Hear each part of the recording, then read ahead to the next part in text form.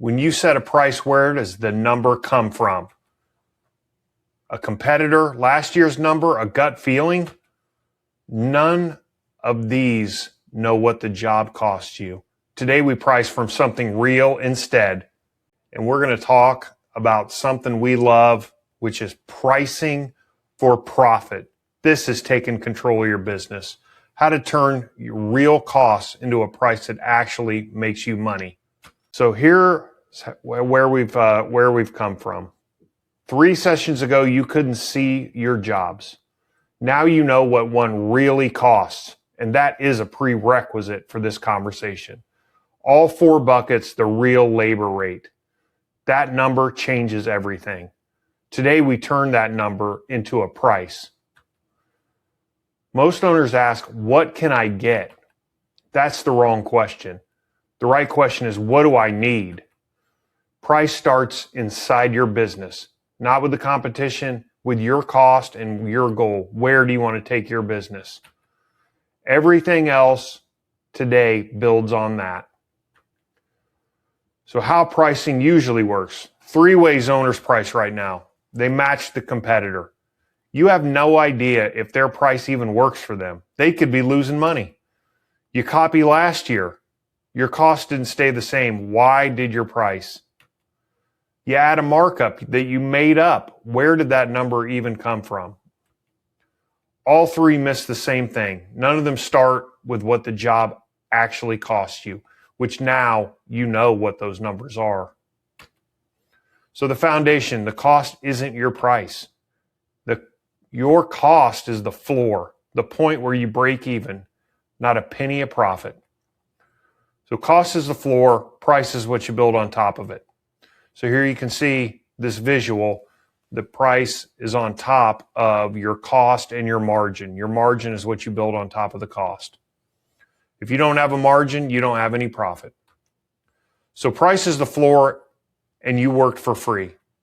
Most owners get that space wrong. Here's the mistake that costs the most. Here's the big one. Markup is not margin. They sound the same. They're not, and the gap is money. People do use those interchangeably, which is very dangerous. Don't get caught up in that. Markup is measured from your cost. Margin is measured from your price. Same job, 2 different numbers.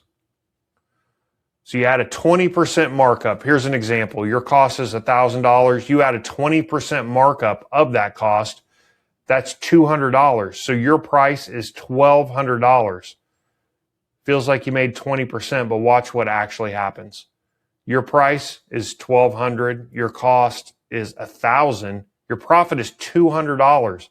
16.7% margin.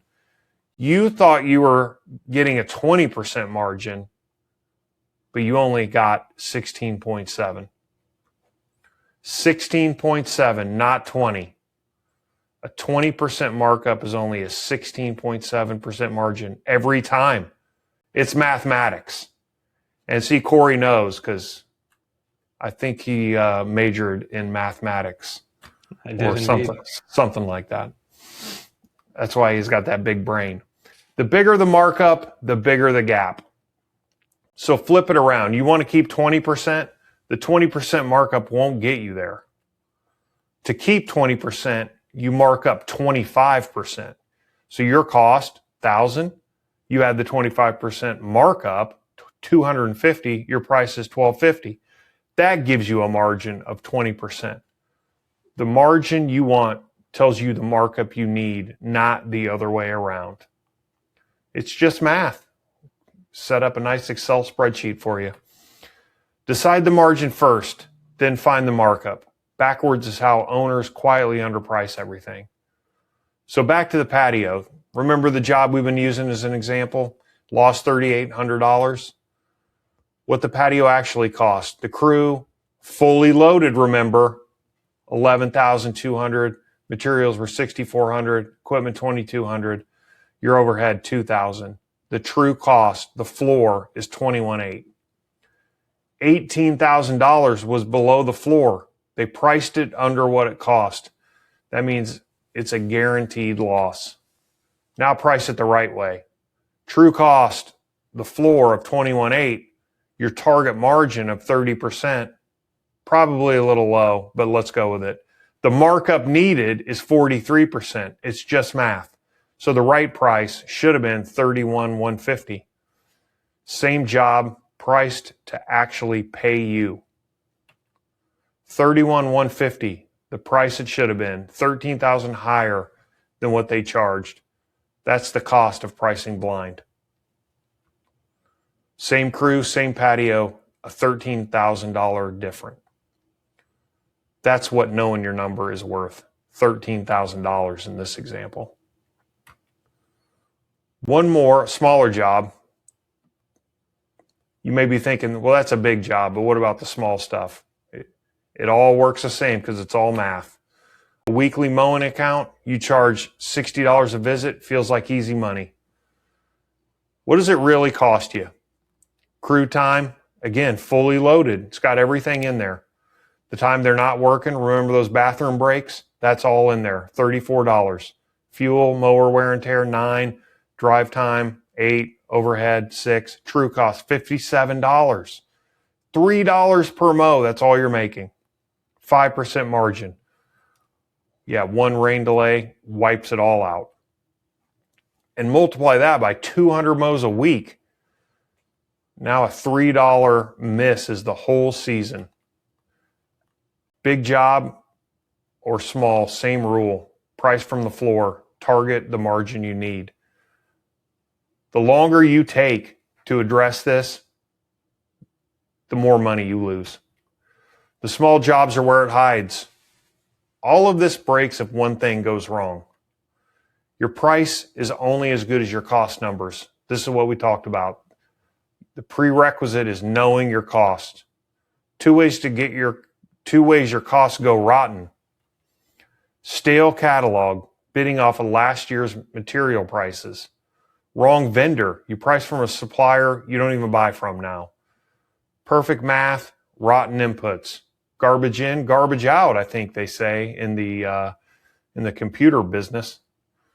The bid looks right, the money says otherwise. What if prices move after you bid?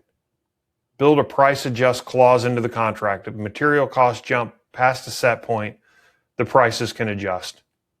It protects the margin that you worked hard to set. Optional but powerful on long material heavy jobs or in an environment where costs are moving fast because of tariffs or oil prices, etc. But I'll price myself out of work. You might be thinking, this isn't going to work for me. Maybe you do lose some bids, but which ones?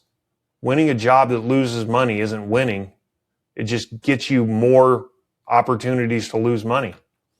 The goal isn't the most jobs, it's the right jobs at a price that pays you. Losing a bad fit bid is a win.